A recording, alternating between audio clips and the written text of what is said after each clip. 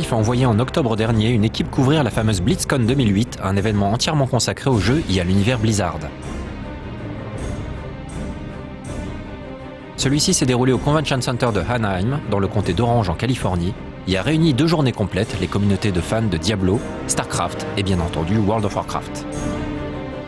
Le prix des billets était fixé à 100 $, un investissement rentabilisé par les nombreuses attractions et petites attentions prodiguées aux fans.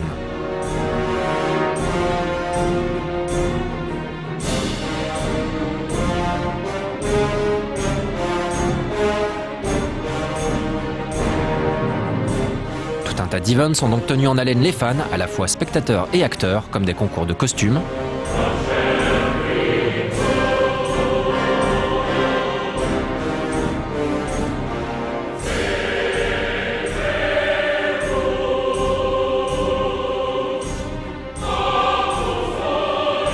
des concours de danse aussi,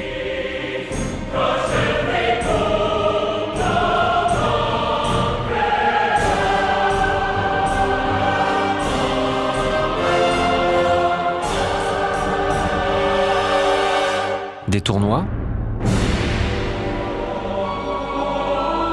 des compétitions de cartes, des conférences, la présence d'un petit musée Blizzard et bien d'autres choses. Les jeux à l'honneur étaient bien sûr Diablo 3, StarCraft 2 et l'extension à World of Warcraft, Wrath of the Lich King.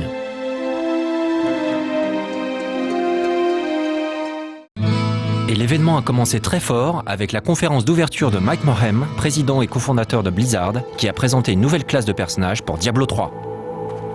Tu te crois tellement puissante. Tu n'es pas la bienvenue ici. Si tu ouvres là-dedans, tu vas être dévoré. Je t'aurais préféré ceci. Après le barbare et le féticheur, révélé à l'occasion du Blizzard Worldwide Invitational Day, qui s'était déroulé à Paris en juin dernier, c'est au tour du sorcier de faire sa grande entrée sur la scène Diablo.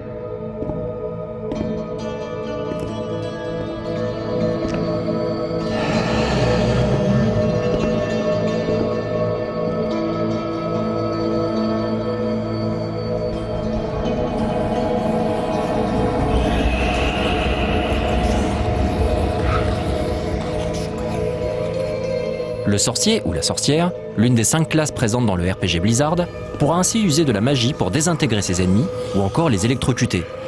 Cette classe pourra également se téléporter et ralentir le temps. Mais admirez plutôt.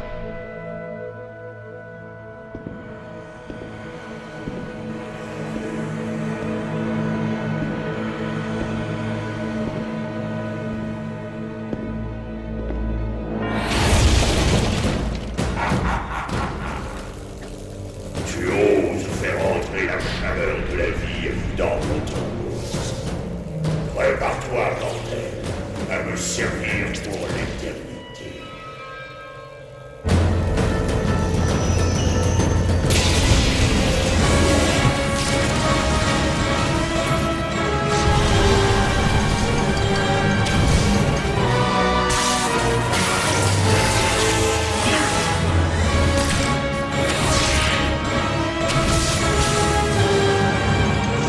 Aussi magnifique soit-il, dès sa présentation officielle en juin dernier, Diablo 3 a agacé une partie des fans par sa direction artistique jugée trop Warcraftienne, soit trop colorée, et pas assez Diablo-esque.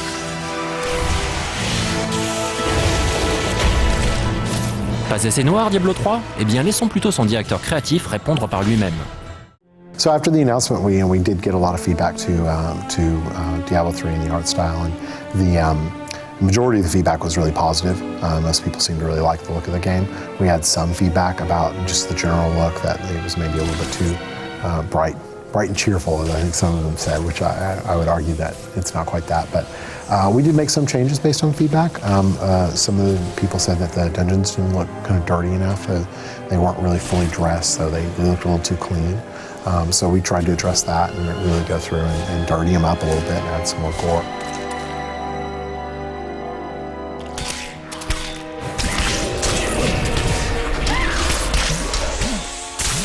We also had some feedback that we didn't leave bodies behind after combat, which we changed. We actually changed how that works so that bodies can be left over. It was an optimization, but we just changed the way we do that. But some of the feedback was just about general color usage, and some people were really wanting us to do a more of a gray or brown color palette, and for us, that kind of current trend in hyper-realism that is affecting a lot of games is just not something we're interested in doing. It's not really the Blizzard style, and we don't really feel like it's even the Diablo style. If people look back at the Diablo games, they'll find they're a lot more colorful than maybe a lot of people remembered. So we don't plan to make any changes to those kind of high-level art decisions. But we do think that once people see the game as a whole, and I know we have a lot of people playing it here today at BlizzCon, and the general response has been, oh, this is pretty dark and moody game, kind of like the previous Diablos. Great. So we think everyone's going to be really happy with it. Et oui, comme Jay Wilson le précise, Diablo 3 était bel et bien jouable pour la première fois sur la BlizzCon 2008. Les fans se sont vus offrir la primeur de l'avant-première généralement réservée aux journalistes, ce qui démontre une nouvelle fois la force des liens unissant Blizzard à ses fans, aussi critiques soient-ils.